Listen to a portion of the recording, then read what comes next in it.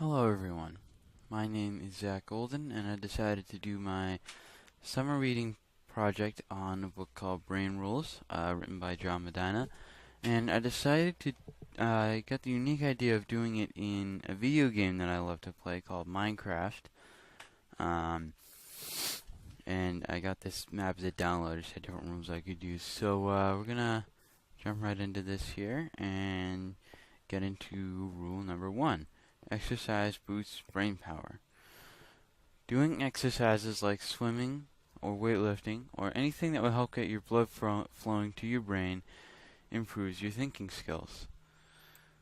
The blood flow brings glucose for energy and oxygen to remove the toxins. Proteins are stimulated, which keep neurons connected. The risk for degenerative brain ailments like dementia and Alzheimer's can be reduced by doing aerobic exercises twice a week. From here, we will move on to rule number 2. Rule number 2. The human brain evolved to. The author tells us how our brains have evolved and illustrates for us the physiological makeup of the brain by the use of animal metaphors. Illustrated here are the lizard brain, the cat brain, and the human brain. The lizard brain controls most of the body's basic functions, for example, breathing, sleeping, waking, and heart rate. The cat brain sits atop the brain stem and controls the 4 F's: fighting, fleeing, feeding, and reproductive behavior. The third and final brain, the human brain, arcing above these like a cathedral, also known as the cortex, Latin for bark. It is the part of the brain which controls such functions as speech, memory, and vision.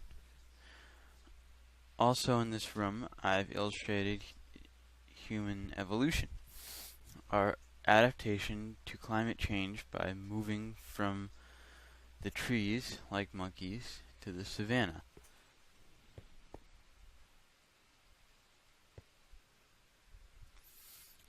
Now we will leave this room and move on to rule number 3. Here is rule number 3.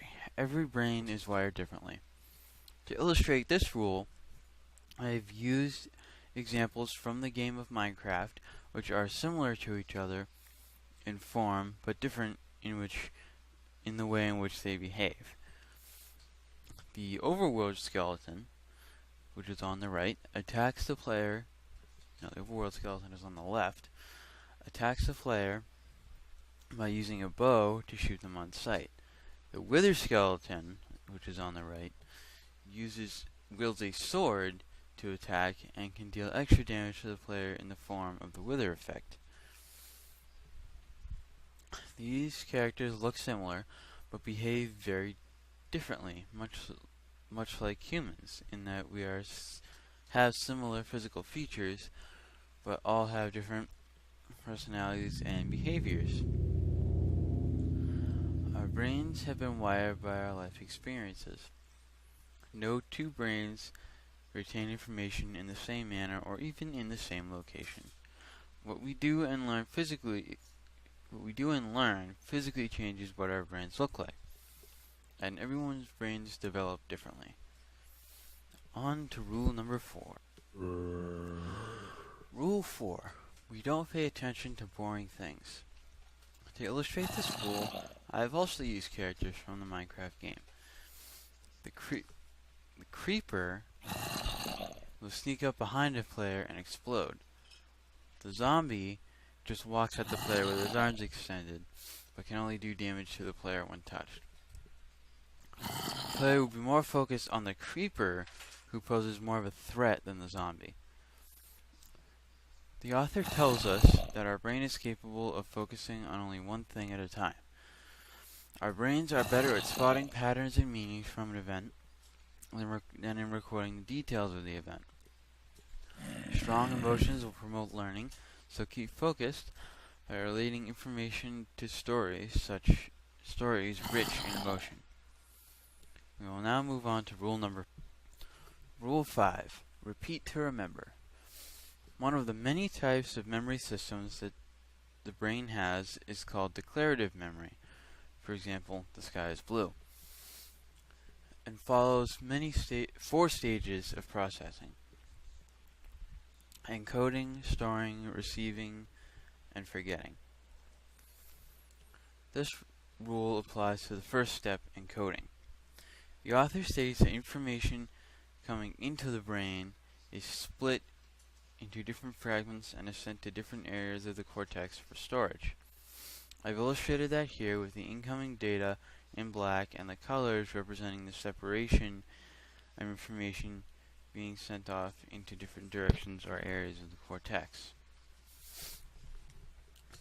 Improve your chances of remembering something by reproducing the environment in which you first put it into your brain. The more elaborately we encode a memory, the more likely we are to remember it. In other words, the more pieces of data there are in a memory, the more likely you are to remember it, even though your brain has to work that much harder. From here, we will move to Rule 6. Rule number 6, remember to repeat. Where rule number 5 applied to short-term memory, this rule applies to long-term memory. A typical human brain can only hold 7 pieces of memory for less than 30 seconds. Re-exposure to information increases the likelihood of retaining memory longer. Repeating the details of an event enhances the memory for that event. I have another example here within the game. Most memories disappear in minutes, like in Minecraft when you die and your items disappear after 5 minutes.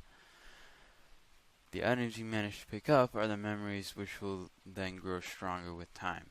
Prompt repetition is key. Rule number 7 is next. Rule number 7. Sleep well, think well. Even though you are asleep, the brain is never actually at rest.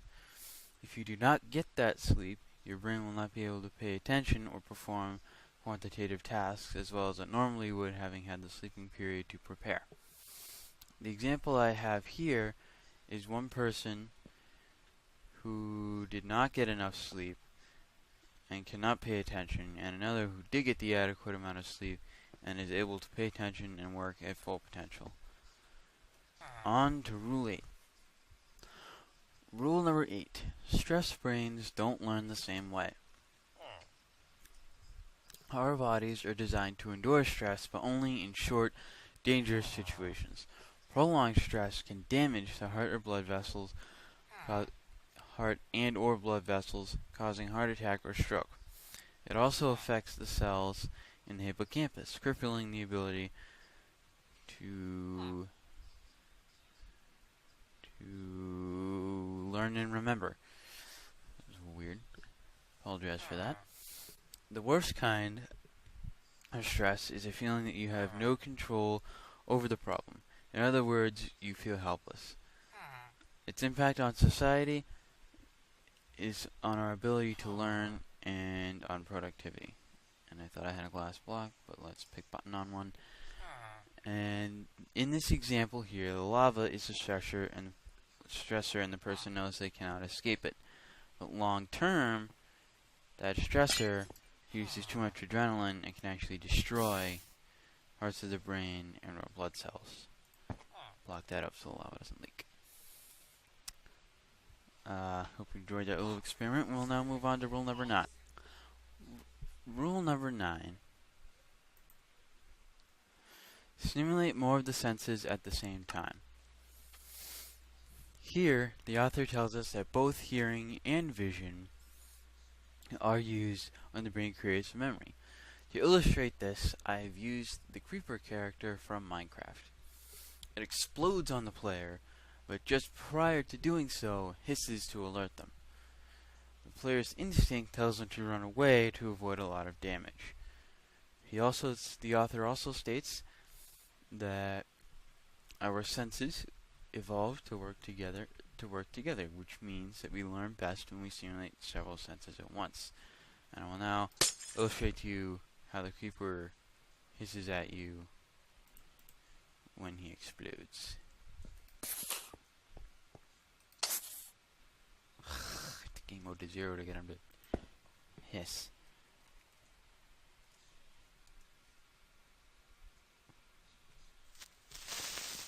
See? I'll do it again. Oh, he blew up on me that time. Wow. Well, there's the example for you. Well, we'll go on to rule number 10. Vision trumps all other senses. We learn here that vision is our dominant sense, using half of our brain's resources. I illustrated this using colored wool to represent the resources. Rule number 11. Male and female brains are different. Males have only one X chromosome, while females have two. Males have only one X chromosome, and therefore they have no backup if that one chromosome gets damaged, making them more prone to mental retardation or other mental illness. Girls, however, have a second X chromosome and are able to ignore the damage unless that second one gets damaged. Between men and women, physiological makeup is different, and therefore they process emotions and memories differently, and they respond differently to stress. This year, in reacting to acute stress, women remember emotional details, and men just quote-unquote get the gist. And I cited that as page 260 of the book. Yeah. On to the final rule. Welcome to the final rule. Rule number 12. We are powerful and natural explorers. We learn here that babies are the model of how we learn, not by passive reaction to the environment, but by active testing through observation, hypotheses, experiment, and conclusion. Another interesting fact is that specific parts of the brain allow for this scientific approach. The right prefrontal cortex finds errors in our hypotheses. For example, the error could be that you would think the creeper will attack you. And an adjoining region tells us to change our behavior, aka run. So I hope you enjoyed our little tour, and I enjoyed not only reading the book, but also putting this project together. I had a good time doing it, and also, I guess, recording it. And I would definitely recommend it for those who want to learn more about the brain. I mean, I learned a lot of things that I never knew before, and also was able to find out why I had to do certain things. It was a great book. I hope you like how I decided to illustrate it, and once again, my name is Zach Golden, and the book is called Brain Rules by Medina. Thank you.